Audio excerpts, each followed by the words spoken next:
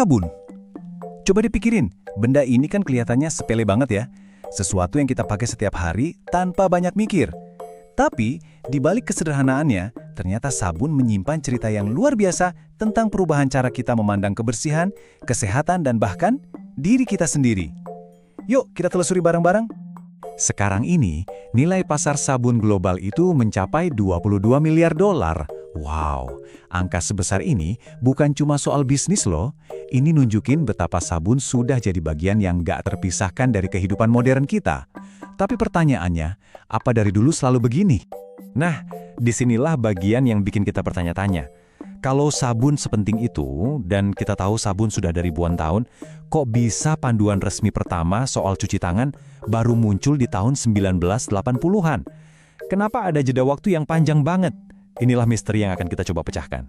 Jadi, dasar dari pembuatan sabun itu sebetulnya simpel banget. Dan kemungkinan besar ditemuinya juga nggak sengaja.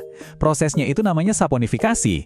Intinya, kita cuma perlu mencampur lemak, entah itu dari hewan atau tumbuhan, dengan zat basah seperti abu kayu. Nah, reaksi kimia dari campuran itulah yang menghasilkan sabun. Terus, gimana sih cara kerja sabun sampai bisa seampuh itu melawan kuman dan virus? Ini jenius banget. Jadi molekul sabun itu punya dua ujung. Satu ujung suka banget sama air, tapi ujung yang satunya lagi justru suka sama minyak dan lemak. Nah, ujung yang suka minyak ini bakal langsung nancep ke selubung lemak virus, ibarat linggis kecil yang merusak benteng pertahanannya.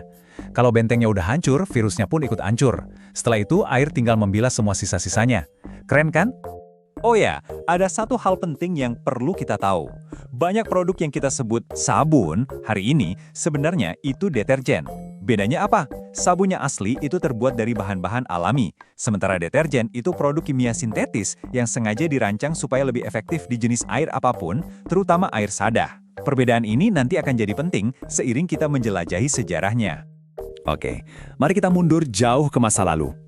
Bukti paling awal soal zat mirip sabun itu ditemukan di Babilonia ribuan tahun sebelum Masehi. Tapi fungsinya saat itu bukan buat mandi loh.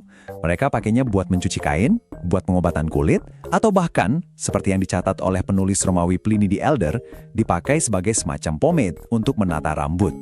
Mungkin Anda pernah dengar cerita populer tentang Gunung Sapudea di Roma. Konon di sanalah sabun pertama kali ditemukan tanpa sengaja dari campuran lemak hewan dan abu. Kedengarannya bagus sih, tapi cerita itu cuma mitos modern. Nggak ada catatan sejarah kuno yang menyebutkannya, dan kata soap itu sendiri asalnya dari bahasa Jermanik, bukan Latin. Kalau kita ngomongin abad pertengahan, apa yang ada di bayangan kita? Mungkin zaman yang kotor dan jorok ya? Ternyata anggapan itu keliru. Para sejarawan justru menemukan banyak bukti kalau orang-orang di masa itu mandi secara teratur. Sabun dibuat di rumah-rumah, dan bahkan ada banyak pemandian umum yang dikelola oleh gereja. Loh, terus kenapa citra abad pertengahan jadi begitu melekat sebagai zaman yang kotor? Nah, ini dia titik baliknya. Menjelang akhir periode abad pertengahan, ada teori medis yang menyebar dan bikin orang-orang jadi takut. Teorinya bilang, mandi itu berbahaya karena bisa membuka pori-pori dan membuat penyakit masuk ke dalam tubuh. Sejak saat itu, fokus kebersihan pun bergeser. Dari membersihkan tubuh, jadi membersihkan pakaian. Pakaian bersih jadi simbol status yang baru. Contoh paling ekstrim dari perubahan cara pandang ini adalah Raja Louis XIV dari Prancis. Seorang duta besar Rusia pernah menulis dalam catatannya, menggambarkan sang raja berbau seperti binatang buas. Katanya, Louis XIV ini takut sekali mandi, tapi dia mengganti kemeja dalamnya yang sudah diberi parfum sampai 3 kali sehari. Ini nunjukin betapa drastisnya ide tentang bersih bisa berubah ya. Segalanya mulai berubah lagi saat revolusi industri di abad ke-18 dan 19. Sains dan teknologi memungkinkan sabun diproduksi secara massal. Tokoh seperti Florence Nightingale membuktikan hubungan langsung antara kebersihan dan kesehatan. Dan kemajuan seperti pipa air dalam ruangan membuat mandi jadi jauh lebih mudah dan praktis bagi banyak orang. Tapi, kemajuan ini nggak terjadi serentak di semua tempat. Di Inggris misalnya, pemerintah memberlakukan pajak sabun yang sangat tinggi selama lebih dari 140 tahun. Akibatnya, sabun jadi barang mewah yang nggak terjangkau oleh masyarakat biasa. Baru setelah pajaknya dihapus di tahun 1853, sabun akhirnya bisa dinikmati oleh semua kalangan.